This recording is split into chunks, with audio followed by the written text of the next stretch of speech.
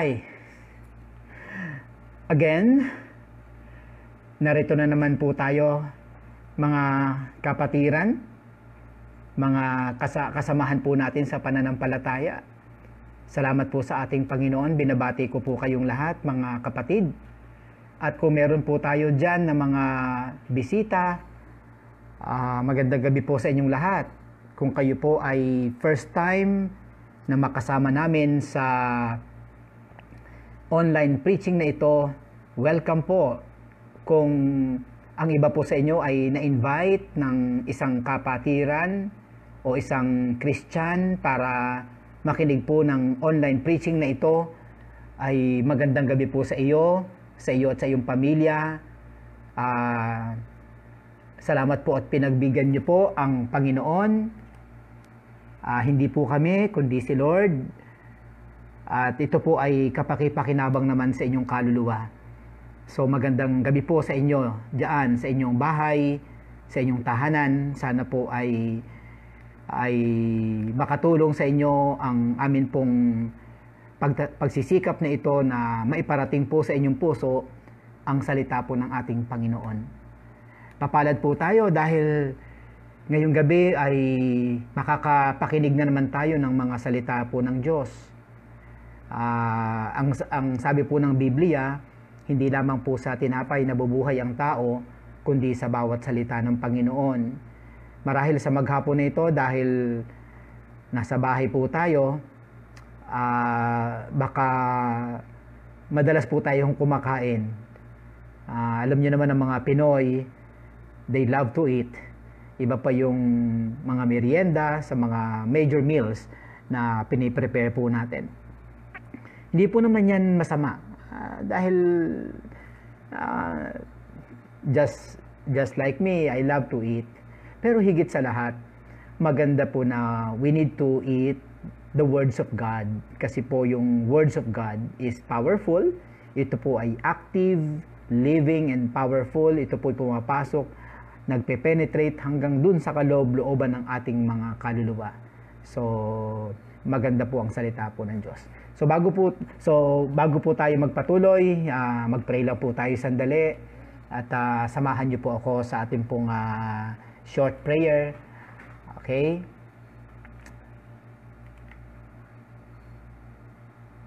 Mag-pray lang po tayo ng konti. Panginoon, salamat po ito sa pagkakataon na naibigay niyo po sa amin para minsan pa ay makapag-aral ang inyong mga salita. Salamat po sa inyong habag at sa inyong biyaya. Salamat po sa inyong tulong. Salamat po sa opportunity. Salamat din po sa mga problemang dinadaanan namin. Dahil dito ay natututo kaming lumapit sa inyo, Panginoon. Pinapanalangin ko po, Lord, ang lahat ng nakikinig sa online preaching na ito, na tumiluso kayo, nasan man silang panig ng mundo. May mga baguhan po kaming tagapakinig. May mga kaibigan kaming ngayon lang nakakita ng programang ito. Samahan niyo po siya, pagpalain mo siya. Paunawa mo sa kanya ang inyong mga salita. Marinig niya ang inyong katotohanan at ang inyong mga katwiran. At kayo ang maluwalhati. Salamat po, Ama, sa gabing ito. Dinadakila kita at pinupuri. At ang gabing ito po ay inaasahan ko pong isang malaking tagumpay. Ayan po. Salamat po at nakapag-pray po tayo.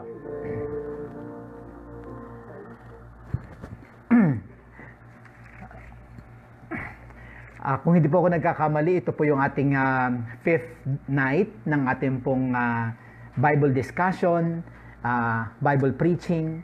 At kung nasusundan niyo po ang gabi-gabing pagsishare ko po ng Word of God, at kayo po ay natututo, kayo po ay nai-inspire, masayang-masaya po ako dyan. Bagamat lately, talagang halos wala na po akong magawa sa maghapon, kundi ang mag-prepare at magpahinga para po sa gabing ito. Kasi po, alam niyo po ba na after ng online preaching ko, para po akong pagod na pagod. Parang galing po ako sa 6 na continents ng ating planet. Na grabe po, parang exhausted na po ako. Pero salamat po sa ating Panginoon. Alam niyo po kanina, meron pong sinasabi yung nanay ko. Sabi niya, anak, hindi ka ba nauubusan ng sasabihin sa mga tao? Kasi siyempre gabi-gabi na ito. Sabi ko kay nanay, alam niyo nay, yung sinishare ko po sa mga tao, kumbaga kung i-compare ko sa katawan ng tao, parang kuko pa lang ho yung naisishare ko sa kanila.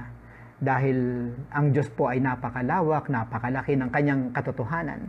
Ang kanyang mystery ay almost incomprehensible.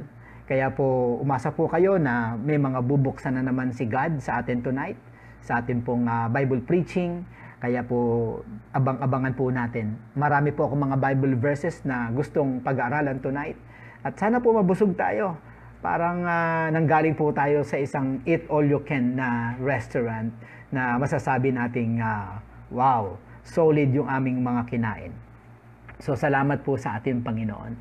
So, alam niyo po, ako po, ang inyo pong kapatid kay Kristo, Pastor Jim, ako po ay parang gripo. Okay? Kay Lord po nanggagaling ang mga salita ng Diyos. Kaya po, sa totoo lang, hindi po tayo mauubusan. Dahil ako po ay, parang outlet. Sa Biblia po, nanggagaling ang mga pag-aaralan po natin. So, yan po, mga kapatid. So, ngayong gabi ay nais kung meron po tayo mga first-timers or second-timers or ang iba po sa inyo ay talagang hindi pa talaga totally na matatawag na isang devoted na mananampalataya. Marahil isa sa aking mga kasamahan ang nag-invite sa iyo. Ang concept po kasi ganito, para po kaming mga beggars na merong isang mayaman na nagbigay sa amin ng pagkain. So, ang ginawa po namin, tumawag po kami ng another beggar dahil sinasabi namin, hey, may pagkain doon, may tubig doon, may masaganang hapunan doon. So, halika and be a part of the feasting. So, parang ganyan din po ang principle namin na nakaranas po kami ng kabutihan ng Diyos, katapatan ng Diyos, nakaranas po kami ng what we call that, biyaya, forgiveness, redemption, peace of mind, eternal security, nagkaroon kami ng assurance of salvation. Kaya ini-invite namin kayo kay Jesus. So, yan po ang tunay na dahilan. This is not about religion, wag po kayong matatakot. I won't tackle any religion. Although minsan may mga religion po tayong parang masasagasaan, hindi po namin yung sinasadya. Nangyayari po yun dahil pinag-aaralan po natin ang salita ng ating Panginoon. So, sabi nga mga kapatid, just sit down, relax. God is going to unveil His blessing to you. Kung ikaw ay first time dito, welcome sa grupo ng mga mananampalataya sa buong Pilipinas na nag-aaral ng salita ng Diyos nightly. So yan po ang aking pong masasabi sa inyong lahat. Tonight, my topic is the second part ng aking pong tinalakay kagabi, the topic that I discussed last night. God, coronavirus, and the end times. God, the triune God, coronavirus, ito yung pandemic na nangyayari sa ating bansa, and the end times. At yung connection at ang domino effects ng God and coronavirus dito po sa huling panahon. So maganda po itong pag-aaral na ito para talagang mapayapa po tayo. Alam nyo, tonight, I have a very, very simple agenda. Simple yet loaded. Ang aking pong agenda for tonight ay ito lang po, to exalt God in my discussion. To exalt Jesus in my discussion. To exalt Jesus and to minimize the pandemic virus na kumikilos sa ating bansa. Kasi ngayon masyado na pong masyadong magnified ang coronavirus, parang siya na po yung God, parang siya na po yung Diyos, parang siya na po yung may control ng buhay natin. Nawawala na po si Lord, nawawala na po si Jesus Christ, hindi po dapat ganon. Ang layunin po ni Pastor Jim tonight ay to exalt Jesus, the triune God. Kailangan po ay, yun po yung akin pong yun po talaga yung akin pong target for tonight. So, ang akin pong tatalakayin is who is God? Sino ba ang Diyos? Kagabi ay in-unveil po natin yung God natin. Kagabi last night. Pero yung mga Bible verses that I discussed with you last night, naku po, konti pa lang yun. Kasi hindi ko naman talaga mabibigla. It's a series, kaya mahalaga po na lagi kayo nakikinig nightly. And I promised you, every night, may unti-unting pagbubukas si Lord sa buhay natin para makilala natin ang ating Panginoon. So tonight, ang akin pong nais na bigyan ng pansin yung providence of God. Okay, napakahalaga po nito. Can you say that word with me? The providence of God. Mahalaga po ito. Okay, nais ko lang basahin sandali ang ibig sabihin ng providence. Ang ibig pong sabihin nito ay, divine providence is the governance of God by which He, with wisdom and love, cares for and directs all things in the universe. Yun po ang ibig sabihin ng providence. Divine providence is the governance of God. So, ang ganda po. Ang ibig palang sabihin ng doctrine of providence ay ito po yung pag-govern ni Lord, pag-gobyerno ni Lord. Okay? Sa pamagitan ng kanyang wisdom, ng kanyang pag-ibig, yung kanyang pangangalaga, at yung kanyang pagdidirect sa lahat ng bagay, hindi lamang sa planet natin, kung hindi lang sa galaxy, kundi sa buong universe.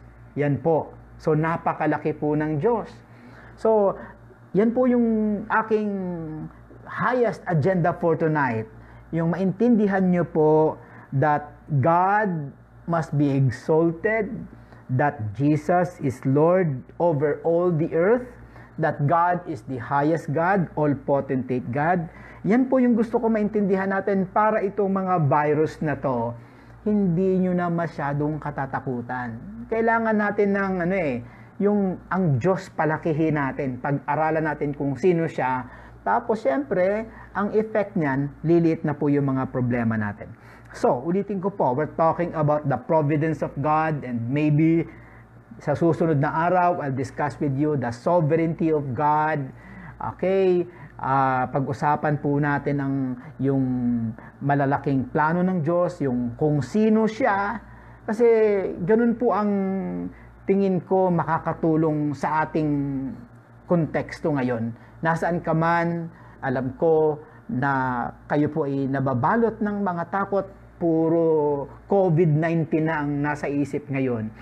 As I told you kagabi, pinuntahan na kami dito, binigyan na kami ng parang gate pass, parang nakakulong na kami sa subdivision, isa lang yung pwedeng lumabas, may oras pa.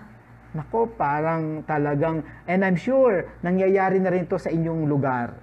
Okay, ngayong araw na to, today, pati South Cotabato ay talagang totally lockdown. May mga community quarantine pa sila na tinatawag. Anyway, mga kapatid, alam kong bugbog na po kayo. Pero parang ang plano ko tonight, kagaya ng ginagawa ko, gusto kong i-relate palagi itong words of God sa ating pong pang-araw-araw na buhay. Ang tawag po dyan ay para ma-contextualize natin ang Word of God, para maging relevant yung Word ni Jesus Christ sa inyong mga experiences.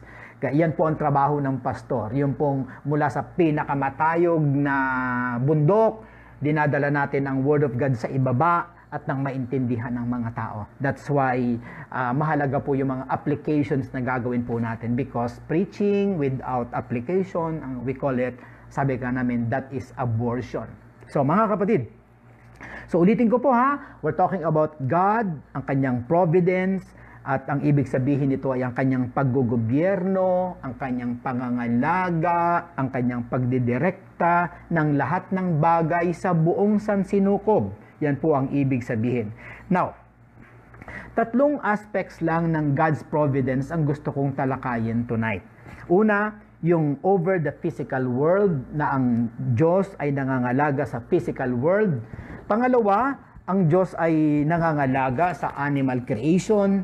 At ang pangatlo, ang Diyos ay may pakialam sa mga bansa, siya ang nangangalaga sa mga bansa, siya ang nagbibigay ng mga direksyon sa mga bansa. Okay, so ang unang-unang Bible verse na gusto kong pag-aralan natin ay nasa Nahum chapter 1 verse 3. Okay, ang nakasulat po sa Nahum, "The Lord is slow to anger and great in power, and the Lord will by no means clear the guilty. His way is in whirlwind and storm, and the clouds are the dust of His feet." Ang ganda po na nakasulat. So binabanggit po dito yung whirlwind. Ano ba yun? Yung parang ipo-ipo? Yung storm. Ano ang ibig sabihin ng storm? Yung bagyo, yung clouds, yung mga ulap, and the clouds are the dust of His feet. Sinasabi po doon na ang mga alikabok ang clouds daw ay parang alikabok lang ng kanyang mga paa. So, ayan po mga kapatid, ito ay pagpapakita na ang Diyos ay talagang over the physical world. Maraming natatakot sa whirlwind, right? Maraming natatakot sa storm, especially kung mga signal number 4. Pero ang sabi po ng Biblia, mga kapatid, God is really over the physical world kasi His way is in whirlwind and storm. Parang sinasabi niyang yun ang kanyang mga daan. Nandun siya sa whirlwind, nasa storm siya. In fact, yung mga clouds na yan ay parang alikabok lang ng kanyang mga paa. Napakagandang isipin that itong mga bagay nito ay nasa Biblia at ipinapakita na ang Diyos natin ay nasa itaas ng mga physical condition na yan. And ang sarap i-connect sa ating problema sa coronavirus. Pangalawa pong Bible verse ay ang Exodus chapter 9 verse 26. Exodus 9:26, ang sabi po dito, "Only in the land of Goshen, where the people of Israel were, was there no hail." Wow! Alam niyo po ang nangyari dito, di po ba? Exodus, ang ibig pong sabihin ng Exodus, exit. Magi-exit na po ang Israelita dun po sa Egypt, papunta na po sila ng Promised Land. Kaya lang ayaw silang palabasin ng Pharaoh. Alam niyo po yung kwento. At tingnan niyo po 'yan. God is pinapakita ni Lord ang kaibahan ng kanyang mga anak sa mga anak ng Egypt. Ang sabi niya, "Only in the land of Goshen, okay, where the people of Israel were, was there no hail." Ano yung ibig sabihin ng hail? Mga tipak ng yelo? So, nagbabagsakan na, pero only in Goshen. Wow! Bakit? Goshen, yan po yung lugar kung saan nandun ang mga anak ng Diyos. So, ang gandang ilapat nito sa ating buhay. Kung kayo po ay tatawag sa Diyos at sasabihin nyo, "Panginoon, kayo po yung Diyos ng Israel." Okay? Pwedeng maraming virus sa paligid, coronavirus, pero pwede mong sabihin kagaya ng nangyari sa Israel na iningatan mo sila. Obviously, kapansin-pansin masyado yun. Doon sa kabila, nagbabagsakan ng yelo, pero doon sa lugar ng mga Israelita, there was none. Bakit? May Diyos. At guys, the same God, yung Diyos ng Israel, ay Diyos natin. God is the same today and forever. So kung kaya ng Diyos ingatan ng Israelita, kaya rin tayo ng ingatan ng Panginoon sa panahon natin. Remember, God is a God of providence. Meron siyang tinatawag na providential control. May control siya. Siya ang nag-govern, siya ang nag-aalaga sa kanyang mga anak, siya ang nag-gobyerno sa atin. Mga magulang at mga kapatid, balikan po natin ang Diyos. God is not watching you from a distance. God is beside you. God is inside of you. God is behind you. God is over you. Oh, brothers and sisters, palakasan po natin yung kapit natin sa ating Panginoon. Another verse na magpapatunay that God is over the physical world, Matthew 5:45, ang sabi dito, "For He makes His sun rise on the evil and on the good, and sends rain on the just and on the unjust." Ganda po, no? Ano sabi ng Biblia? He makes His sun rise on the evil and on the good. Ang Diyos daw ang nagpapasikat ng araw. Kanino? Sa masama at sa mabuti. Ito pa, and sends rain. Siya ang nagpapadala ng ulan sa matuwid at saka sa hindi matuwid. So, pinapakita dito ang kanyang providential control. Okay? Kaya mapapansin nyo, hindi porke mabait ka, wala nang araw sa iyo. Hindi porke masama yung isang tao, wala nang ulan sa kanyang buhay o sa kanyang pamilya. Ang Diyos ang nagpapadala ng ulan, ang Diyos ang nagpapasikat ng araw sa mabuti at masama. So, God, meron siyang providential control, mga kapatid. So, mga magulang at mga kapatid, God is our God. The God that we serve is a God of providence. So, mga kapatid, napakasarap isipin. Itong mga talatang ito, nakakabigay ng impact sa buhay ko, sa buhay nyo. Kaya, pwede pa rin tayong maging maligaya, maging masaya. Dahil sa ating connection kay Lord, huwag kayong maparalisa dahil sa coronavirus. Ilan pa lang ang namamatay? 19 deaths pa lang sa buong Pilipinas, kung hindi ako nagkakamali. Walang sinabi yan sa bubonic plague, sa Europe. Pag yun ang nangyari sa atin, ay sigurado, praning na tayo. 50 million. 50 million mga kapatid. Ngayong gabi, pasensya na kayo, na parang minamaliit ko masyado ang coronavirus. Because actually, that is my goal for tonight, to minimize. Kasi hindi ako narito, hindi ako nagpunta ng online preaching para i-magnify yan. Sa gobyerno, syempre, data yan Facts yan. Okay, physical yan. Medical field. Okay. Kaya lang, God is above everything. God is above, medical world. God is above all. So, talagang dapat ganun ang mangyari sa atin. So, kapatid, how are you today? Kamusta ka na? Masyado mo bang na-assimilate ang mga sinasabi ng Facebook, ng balita, ng dyaryo, ng TV about this and that? O, ngayon, may balita na ang doktor na daw ang namamatay. Hindi na po yung pasyente. Nakakatakot talaga yan kung wala kang Panginoon. Pero alam niyo mga kapatid, ganito po yan. I'll give you the highest standard of truth.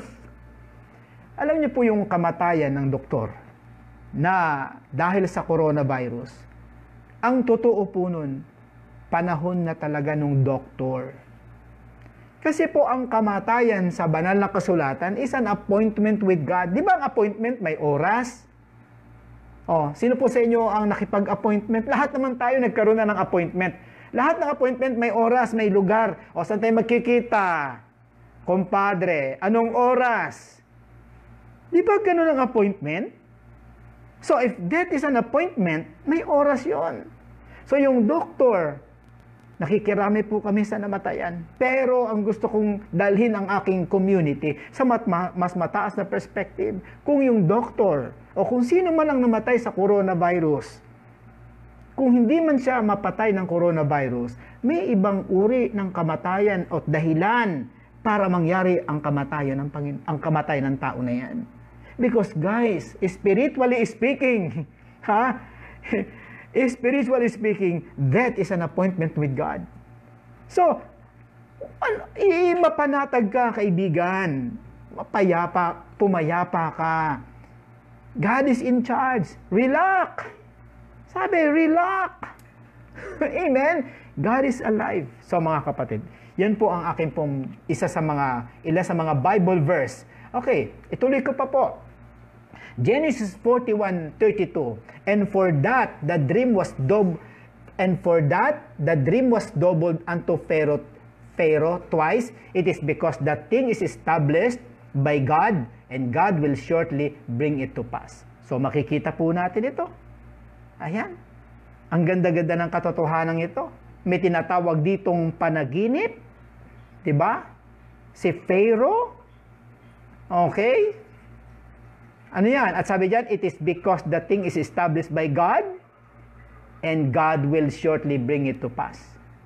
So makikita po natin na talagang si Lord ay over and above, or over the physical world. Kaya niyang sabihin ang mangyayari sa future. Kaya niyang ipakita ang future sa pamamagitan ng panaginip. Although I don't always believe in dream.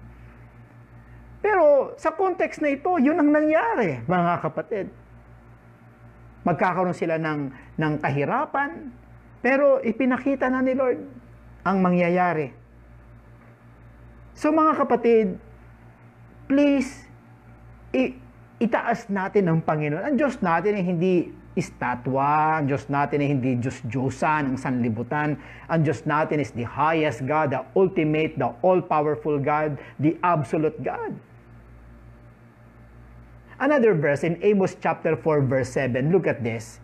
I also withheld the rain from you when there were yet 3 months to the harvest. Oh, ganda-ganda naman ito. Ano ang sabi po dito? I also withheld the rain.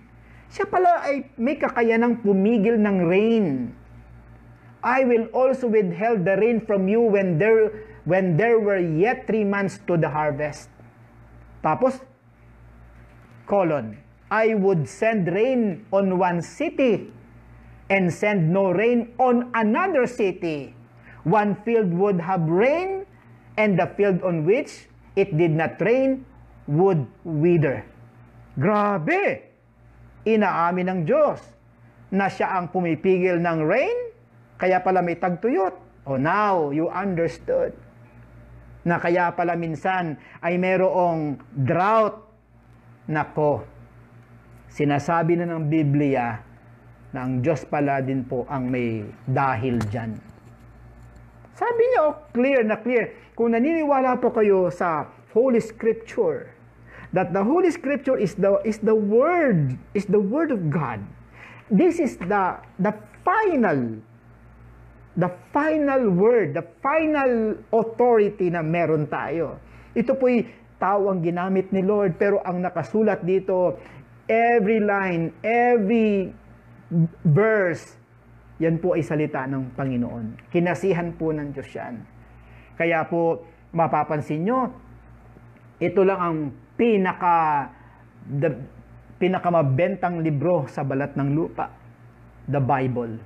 At lahat ng prophecy ay nangyayari.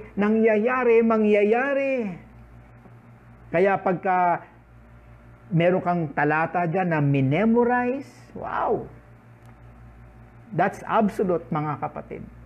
So, anong sabi ng Diyos sa kanyang salita? I would send rain in one city. Nagpapadala ako ng ulan sa isang syudad at pinipigil ko ang ulan sa isang syudad. Ang isang lupain ay may tubig, ang isang lupain ay walang tubig, ang sabi ng Panginoon. So, providence. Again, that's the God of providence, mga kapatid.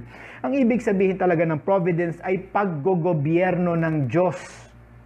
Ang Diyos ay nagogobyerno over the physical world. Ang ganda-ganda po ng mga talatang ito. So, tanong ko lang sa inyo, kaya bang i-govern ng Diyos ang coronavirus? So, in every verse, mga kapatid, na akin pong binabato sa inyo, I always connect that to coronavirus to make this preaching a relevant preaching.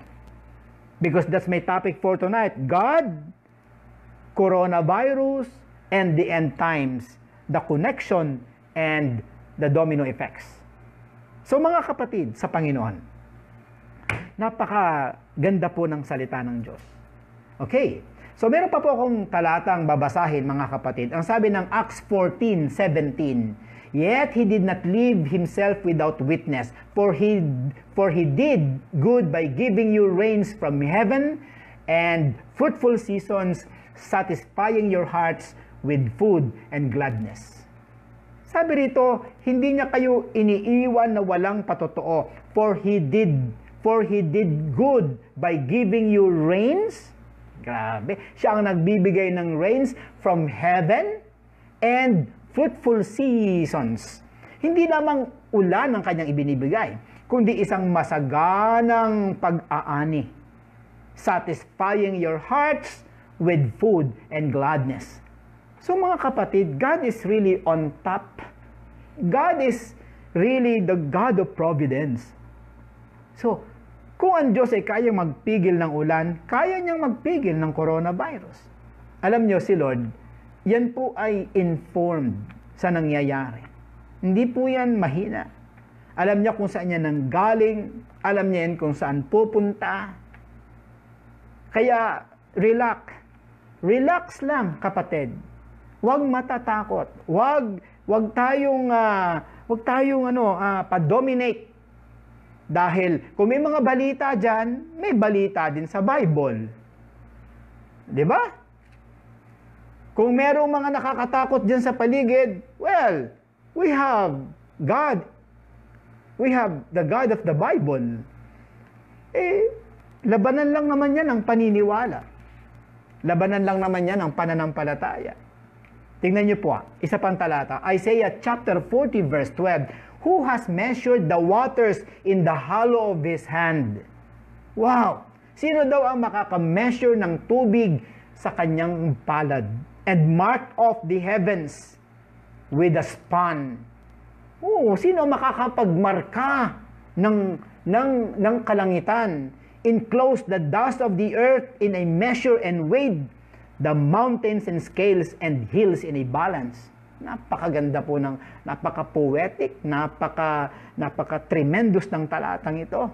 Sino raw ang makakasukat ng tubig sa kanyang palad? That is a rhetorical question. You don't need to answer that. Because we know the answer.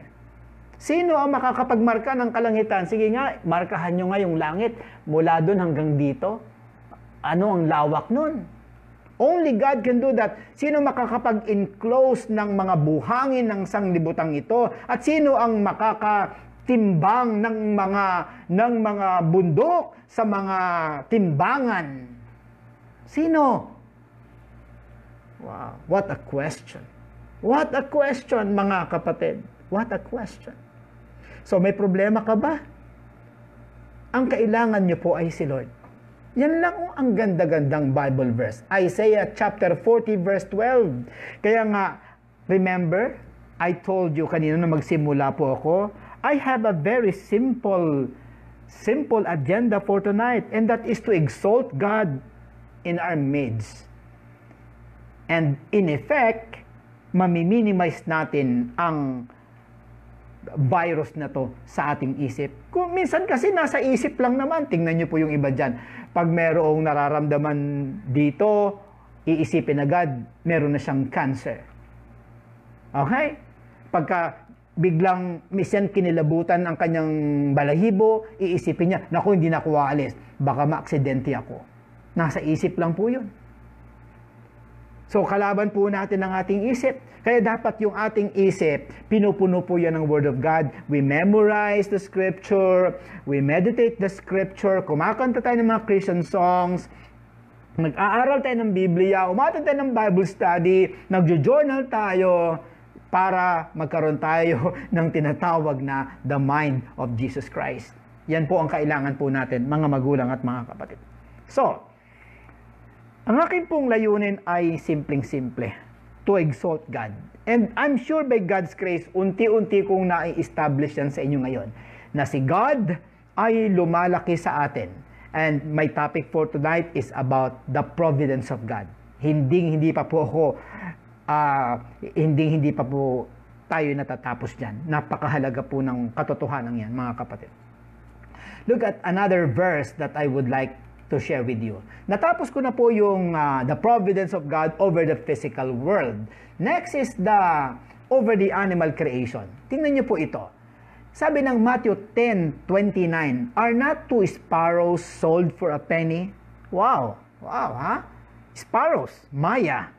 Okay, and not one of them will fall to the ground apart from your Father. Okay? Anong ibig sabihin nito? Okay, ang Maya ay hindi mamamatay kung hindi sa kalooban ng Diyos. Ibig sabihin, talagang ang providential control ni God, ni Jesus Christ, is talagang nakatutok din sa animal kingdom, sa animal creation. Sa mga bagay na matatawag nating walang kabuluhan. Di ba tayo, kung mag-aalaga po tayo ng mga ibon, meron tayong malaking cage ng ibon. Palagi ko mga African love birds ang pag-aaratin. Pero Maya, hindi tayo masyadong nag-aalaga niyan ng Maya. Pero ipinapakitang ang Maya po ay insignificant. Walang kwenta. Pero look, kontrolado pala ng Diyos maging ang kamatayan ng Maya. Question. Ikaw ba ay mas dakila kaysa Maya? Yes. Mas importante ka sa Maya. So hindi ka mamamatay apart from the will of the Father. Kaya kung si Lord ay pinaniniwalaan mo na connected siya sa iyo, may relasyon ka kay Jesus Christ, you have nothing to worry about. Huwag kang masyadong mataranta sa virus na yan. Sabi ko nga sa inyo kagabi, sa Thailand, pag sumakay sila ng elevator, nagtatalikuran. Social distancing na, hindi lang social distancing, magkakatalikod pa. Humaharap sila dun sa pinaka-wall ng elevator. Question, papaano kung nandun sa wall ng elevator yung mga virus na yan? Di ba ginagawa yan ng iba, ng Chinese? Sabi nung nakita po natin, dumudura sila, pinapahid nila sa mga doorknobs, sa mga hagdanan, para makapandamay. Yung iba daw, nakatalikod ng babae, pinupunasan yung buhok, para mandamay. So mga magulang at mga kapatid, tayo po ay talagang dapat na lumapit sa ating Panginoon. Talagang tingin ko dito, talagang iniisip ko po kung paano ako makatulong sa ating Christian community. Kaya nagpo-focus po ako sa pagtuturo ng theology, o kaya I want to exalt God before you, para makatulong po tayo sa community natin, sa ating Christian community. Tingin ko dapat nating mapalakas ang atin pong pananampalataya. Napakaganda po nito. Kasi kung hindi natin mapalakas, kung ang ipipreach ko po dito ay kung ano-ano lang, ay baka hindi ko ma-address ang community ng mga Christians. Hindi tayo makakatouch ng buhay ng mga tao. I'm here to, yun lang naman nag-i-inspire sa akin. I want to give hope. I want to inspire you. I want to build your faith. Parang faith building po ang aking target. Dahil sa panahon na to, ay talagang labanan din ang isip. When your mind is down, you will go down. Talagang halos maano ka. I know, marami sa atin are talagang nanghihina inwardly. So, ito po ang mga salita ng Diyos na ating binubuksan para makatulong po sa ating mga kapatiran. So yan, napakaganda po. Another verse, mga kapatid, Matthew 6:26. Ang sabi, look at the birds of the air. They neither sow, hindi sila naghahasik, nor reap, hindi rin nag-aani, nor gather into barns, hindi sila nag-gather, hindi nila iniipon sa mga bodega, yet your heavenly Father feeds them. Are you not of more value than they? Wow! Grabe! Providence of God. Ano ang sabi ng Biblia? Kitang-kita natin yung pag-govern ng Lord, yung kanyang pangangalaga, yung kanyang pagdidirekta, maging sa ibon. Isipin nyo, nakakahiya. Hindi daw nagtatanim ang ibon, pinapakain ng Diyos. Ang mga ibon daw, hindi nagkukolek sa sa kamalig pinapakain ng Panginoon. Ang sabi diyan, inamin, yet your heavenly Father feeds them. Sino nagpapakain sa kanila? The heavenly Father. Ang question niya, are you not of more value than they? So mga kapatid, napakaganda pala talaga ng mga assurances ng ating Panginoon sa atin. Wala na po tayong mahihiling pa dahil ang Diyos natin ay ang Diyos natin ay parang ama natin yan. Talagang spiritual nating ama yan. Yan po ay responsible, yan po ay generous, yan po ay puno ng resources. Alam nyo, kailangan kung sino man ang nakikinig sa akin ngayon sa buong Pilipinas at sa iba't ibang bansa na hindi pa talaga kayo connected sa Heavenly Father. You didn't accept yet the Lord Jesus Christ in your heart. This is the best time. Turn your problem into blessing. Turn this coronavirus into a great blessing in your life. This preaching of mine, guys, might change your life forever. Kung wala ka pang tunay na relasyon sa ating Panginoong Hesus, accept Him. You pray. Kung nararamdaman mo na kailangan mo si Lord, huwag kang mahiya. Ilapit mo yung sarili mo sa ating Panginoon. Kailangan ma-cover ka ng kanyang blood, ng kanyang assurance, ng kanyang absolute power. Wala na tayong pupuntahan ngayon. Ang kaaway natin ngayon, hindi natin nakikita. Mabuti pang kaaway natin ay MI, MN, alam natin, nakikita, pwede tayong magtago. But virus, you cannot. So lahat po tayo ay susceptible. Kaya kinakailangan natin ng isang kapangyarihang galing sa taas na hindi rin natin nakikita, who controls everything. Not just the virus, but even your life. The one who can secure your life forever. Jesus said, I am the way, the truth, and the life. No one can come to the Father except through me. He is the absolute way. Hindi sinasabing He is one of the ways. He is the only way. So I'm not preaching about religion right now. I'm preaching to you the way, the truth, and the life. The absolute, the only one. Mga kapatid, lapitan po natin siya. Talagang si Lord po ang kailangan po natin. So, another verse, mga kapatid. Look at this, mga kapatid. Sa Daniel chapter 6:22, marami nakaka-memorize nito. My God sent His angel and shut the lions' mouths, and they have not harmed me. Remember, nung si Daniel ay itinapon sa cage ng mga lion, anong sabi ni Daniel? My God sent His angel. So God is a God of providence. Ano ang sabi ni Daniel? Sinarhan ng Panginoon ang bibig ng mga gutom na leon. At hindi nila ako kinain, hindi nila ako sinaktan. Oh my goodness, mga kapatid. Ano pa ba ang katatakutan natin? Alam nyo, ang dapat nyo lang isipin, tayong lahat, ang isipin lang natin, yung connection lang natin. Because if you will secure that aspect of your life, that's it. That's absolute. That's final. Wala ka nang iisipin problema. Because your tomorrow is in the hand of God. Your life, tamaan ka ng kulong, tamaan ka ng kidlat, tamaan ka ng coronavirus, you are definitely secured in the hands of God. Kung mamatay ka, pakinabang, because you will go straight to the heavens. Dahil ang kamatayan, ang sabi ng Biblia, is, sabi nga doon, to be absent, diba? Sa ating katawan is to be present with the Lord. Kaya nga sa mga tunay na born again, pag ang tao ay namatay, hindi po yan condolence. Congratulations po ang amin pong sinasabi.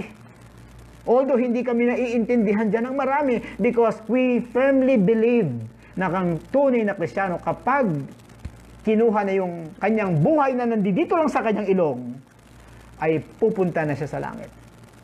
Marami ngayon kasi, puro katawan ang iniisip. Puro pagpapaganda. Puro sarili, kain, tulog, gala, materialism. Nako, punta ng ibang bansa, punta ng ibang lugar. Puro pagpapasarap. Hindi niya naisip na ang buhay niya ay pansamantala. So, mga kapatid, ang ganda ng Bible verse na to. Daniel testified. My God sent His angel. Kaya palang magpadala ng Diyos ng kanyang angel? Yes. Ano ang discussion natin? The providence of God. God will provide. Providence, provision. God will provide an angel to protect you. Mga kapatid, ano ang aking goal tonight? I have a very simple goal for tonight, to exalt God in our midst and to minimize the pandemic coronavirus. Alam nyo po, pag itong lahat ng pinapaliwanag ko sa inyo ay kinain nyo, isinapuso, isinaisip nyo, alam nyo ang mangyayari, mga magulang at kapatid, talagang liliit ang problema natin. Masasabi nyo, ay wala pala yan, pinipitik-pitik lang yan ni Lord. Kasi nagbago na nagbago na ang mindset mo, na ang mindset mo, God is a God of providence. Isa pang talata, Psalms 104, verse 21. The young lions roar for their prey, seeking their food from God. Wow! The young lions roar for their prey, seeking their food from God. Yan ang sabi ng Biblia. Walang bawas, walang kulang. Ang batang leon ay umaatungal para sa kanyang biktima. At siya naghanap ng pagkain mula sa Diyos. In short, ang Diyos ang nagbibigay ng pagkain sa young lion na yan. Na nagkaroon siya ng prey. God provided that. Mga kapatid, brothers and sisters, napakaganda po na makilala natin talaga yung Diyos ng Biblia, ng Diyos ng Israel, yung Diyos na nagpabuka ng dagat. Remember sa panahon ni Moses? Yung Diyos na bumubuhay ng patay. Remember Lazarus? Yung nagpapakain ng maraming tao sa pamamagitan ng 2 isda at 5 tinapay. Tama ba? At napakaraming natira. Mga kapatid, God is God. Hindi siya nagbabago. Siya ang God of providence. Look at that. Another thing. Genesis 31 verse 9. God has taken away the livestock of your father and given them to me. Ito po naman yung panahon ni Laban na talagang binaligtad ng Lord ang resulta. Ito yung pagpapakita rin that God is the God of providence, mga kapatid. We have no time to discuss everything, but I'm giving you wisdom or giving you insight na talagang si Lord ay kayang kumilos, makialam. Kaya niyang mag-provide. Kung wala ka, God can provide. God can govern everything. Basta, mga kapatid, kung may problema kayo, just look up and maximize your relationship with God. Alam niyo, isa sa mga nakakatakot sa isang Kristiyano, ito po, I'll tell you, kapag ang born again, ang anak ng Diyos ay pumikit na, yan po, nakakatakot na po yan. Kasi, ano na yan? Nagko-concentrate na yan ng paglapit sa Panginoon. Nagko-concentrate na yan sa paglapit sa lumalang ng lahat ng bagay. Kaya, katakutan niyo po ang isang tunay na Kristiyano kapag pumikit na po yan. Tumatawag na yan sa pinakamakapangyarihan sa lahat. Kaya nga noon, mga kapatid, isa sa mga Queen of England, isang pakiusap niya sa isang revivalist, please do not pray. Because she knew na ang tunay na anak ng Diyos ay meron pong rights, provisions to come to the Father. So, hanggang dito na lang ito, mga kapatid. Hanggang dito na lang po itong aking mensahe na to. I'm sure ay naintindihan niyo po yung aking pong gustong iparating sa inyo. Na ito pong pinag-uusapan nating God and coronavirus ay talagang, ito po'y talagang napakasimple lang po. Spiritually speaking, ha? Sana po maintindihan niyo po kung saan ako nagmumula. I'm coming from the Bible mind. I'm coming from the mind na, from the absolute, that my mind is coming from the absolute God. Doon po ako humuhugot ng lakas. That's why I can declare to you with all my heart, all of this. Hindi po ito basta-basta. Yung sinasabi ko sa inyo ay nanggagaling sa isang malalim na paniniwala na ang Diyos ay makapangyarihan sa lahat. So, anong ginawa ko lang tonight, mga kapatid? I have a very simple agenda for tonight. I simply exalted God through Bible study. Kung sino ang Diyos at ano ang naging effect, lumiit, na minimize natin. Hindi po natin na magnify ang virus na ito. So hindi ko sinasabi naman na tayo po'y hindi ko sinasabi yon. Ingatan natin ang sarili natin, pero wag tayong mapapraning dahil mayroon po tayong Diyos na makapangyarihan sa lahat. So, I could say with all my heart, after these verses, I could say with all my heart, na yung coronavirus ay under sa authority of God. Yan po ay servants of God, yan po ay under sa lordship ng ating Panginoon, at yan po ay kayang-kaya ng Panginoon na alisin sa atin. Huwag po kayo masyadong matatakot, mga kapatid. Hindi po tayo hopeless. Kaya nga, kagabi I discussed with you yung pong tungkol sa plague na nangyari sa Europe. Sa Europe, 50 million people ang namatay sa Black Death na yan. Yung tinatawag nating bubonic plague na yan.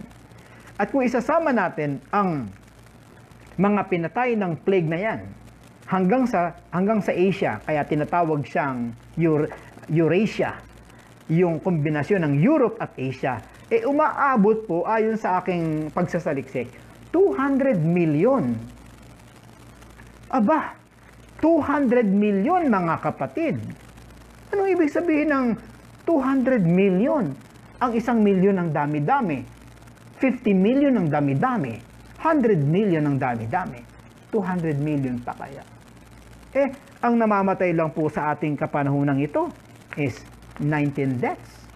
And yet, para na tayong natataranta na tayo ng sobra-sobra. Kailangan po nating lumapit sa ating Panginoon. Ang Diyos pa rin po ang may finality sa lahat ng bagay. Okay po? Sana po ay talaga pong magpakatatag po tayo. Ito pong mga lockdown na ito lang po ay mga domino effects. Okay? Domino effects ng mga nangyayaring ito. Si Diyos, si Lord, ang may control sa coronavirus. Habang kumikilos siya ng domino effect niyan, tatamaan din po tayo. May lockdown, okay, may quarantine, baka eventually, pag tumagal-tagal ito, magkakaroon na po ng mga looting, magkakaroon na rin po ng siguro paglaban sa gobyerno dahil nagugutom na ang tao, example. O kaya po ay, alam nyo po, marami pa pong mangyayari. Remember, meron pang tinatawag tayong the big one dito po sa Metro Manila. Nakaabang na rin po yan. Ang sabi po ng mga volcanologists, yan po ay long overdue. So hindi ko naman kayo tinatakot. Gusto ko lang tayo na manangan sa Panginoon. Kasi baka mamaya matapos tong coronavirus, ang sunod yung gagawin, happy-happy tayo. Inuman, punta sa resort, punta sa beaches. Okay, mga overnight na naman. Balik na naman tayo sa ating mga videoke. Party dito, party doon. Na parang mga nakawala. Baka yun na naman. Sana po, itong coronavirus na to ay ito po sana ang magpatino sa atin. Back to God tayo. Back to the Lord. Back to Jesus Christ. Back to the church. Kayo po na mga Christians na nanlalamig. Pinapayagan nyo kasing lumamig kayo. Hindi nyo inaalagaan ang inyong spiritual na buhay. Yan po ang problema. You don't read the scripture. Wala kayong local church. Wala kayong pastor. Nagsasarili kayo. Ang mga music nyo, worldly. Ang kaibigan nyo, worldly. Hindi kayo nakikialam sa inyong spiritual na pamilya. Hindi kayo nagmamanage ng inyong oras para kay Lord. Paglinggo, hindi kayo nakakapagsimba. So, sana pagkatapos nitong coronavirus na to, matino na po tayo. Back to the Lord tayo. Because God simply wants you to go back. God wants you to return and serve the Lord. Alam niyo mga kapatid, this is what I firmly believe. Kapag ikaw ay Kristiyano at hindi ka naman napapakinabangan na ng Panginoon, kukunin ka na lang niya. Kasi ganun yun di ba? Kapag meron kang martilyo, hindi mo ginagamit, walang pakinabang, dinidispose mo na lang. Yung mga gamit na hindi na nagagamit, dinidispose mo na lang. Pero kung mayroon kang isang gadget, gamit na gamit, talagang alagaan mo yan. I think the same principle is true sa harapan ng Panginoon. So, sana po magpagamit tayo sa ating Panginoon. Tayo po'y maglingkod sa ating Panginoon. So, yan lang po, mga magulang at kapatid. Salamat po. Maraming salamat po sa 45 minutes na namang naibigay niyo po sa akin para pag-aralan ng salita ng Diyos. Sana po ngayong gabi ay kayo po ay natuto. Thank you sa mga nakinig. Okay? At salamat po sa panahon. Alam niyo po, ito pong coronavirus na to, spiritually speaking, ano po? Blessing po ito. Spiritually speaking, hindi ko nakikidamay po ako sa mga namatay, pero spiritually speaking, yung namatay na yon, kung hindi man siya mamatay sa coronavirus, because death is an appointment with God, ibang kamatayan ang magiging dahilan. Alam niyo po yung coronavirus, sa totoo lang po, yan po'y dahilan lang ng Diyos. Okay? Please, get that point. Kainin niyo po yung truth na yon. Kaya siya namatay, yun na talaga yung oras niya. That's his appointment with God. May bata, ngayon may 73-year-old na matanda. Meron namang mga bata, may babae, may lalaki.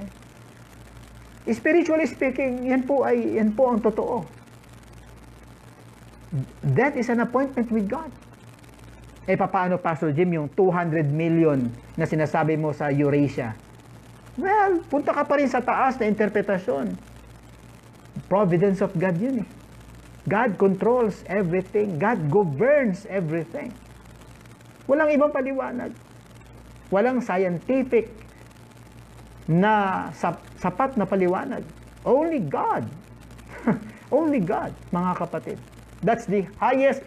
And I tell you, that's the ultimate explanation available in this planet. May mga discoveries ngayon hindi maintindihan ng doctor. Even this coronavirus. Nahihirapan sila dito. So mga magulang at mga kapatid, tingnan niyo po. Siya nga pala, bago malimutan, may mga namamatay na hindi naman dahil sa coronavirus. Dati nang may sakit, malala na ang sakit, tapos pumasok pa ang coronavirus. Pero dati na may sakit. At sinasabing, hindi coronavirus na nagiging ng kanyang kamatayan, kundi another sakit. So, ang point ko lang, kapag appointment mo na, God will execute that. At gagamit ang Diyos ng anong paraan, mga kadahilanan para mangyari ang kanyang kalooban. So, kapit po tayo sa may-ari ng buhay. Si Jesus Christ. Again, para sa mga guest namin, mga first-timers, sa mga inaya ng mga kapatira namin para makinig ng preaching na ito, tanggapin niyo po si Jesus Christ. Magpasakop po kayo sa ating Panginoon. Ang nakakatakot po ay hindi ang COVID. Ang nakakatakot po ay ito, matapos na makonsume mo ang temporal na buhay mo, what's next? That's the greatest question. That's the $1 million question. Saan ka pupunta after your temporal life here on earth? Religion is no solution. The solution and the absolute solution is God alone. God alone. Jesus Christ. So mga kapatid, sana po ay talagang marami po kayong natutunan tonight. Salamat po sa lahat. Salamat po sa mga nakinig. Salamat po sa inyo. Salamat po. Alam nyo, dahil dito sa aking pagbo-broadcast na to, ang dami ko pong nakikilala lately. Kanina may mga kachat po ko, iba't ibang panig ng Pilipinas. Ang dami na rin, parang ang dami-dami po nila mga questions. Ang dami po nilang questions, mga kapatid. Salamat sa ating Panginoon. Parang nagpapastor na po ako sa kanila din dahil hindi ko naman sila kilala. Pero, ayan po, natatouch po sila sa ating pong pinipreach sa kanila. Nagkakaroon sila ng pag-asa, lumalakas ang loob. And that to me, that is my joy upon knowing na ang ating mga kababayan ay lumalakas sa ating pong ginagawa. Kailangan po ng ating bayan ng mga preachers na katulad po natin. So we have to preach more. Tayo narito para hindi maging toxic. Tayo po'y healing balm. Tayo po'y gamot. Tayo po'y pagpapala. Tayo po'y dapat maging inspiration ng mga malapit nang bumagsak sa pananampalataya. So, salamat po mga kapatid. Thank you once again. I want to say more. I want to speak more. But I know your tolerance is limited. Pasensya na po kung lumalampas ako sa oras, but I want to express lang talaga my love for you and for your soul. Salamat po. Ito po ang inyong maliit na lingkod. Ang inyo pong isang kapatid na katulad nyo ring ordinaryong tao, nagkakamali at kung minsan ay nadadapa din, pero sa biyaya lang ng Panginoon tayo pinakapagpapatuloy. I can relate with you. Thank you, bro. Thank you, sister. Mga kaibigan, mga magulang at kapatid, pare ko, pakalakas ka, kasama mo ang ating Panginoon. God bless. Good night. Have a good night. God bless you all. Thank you.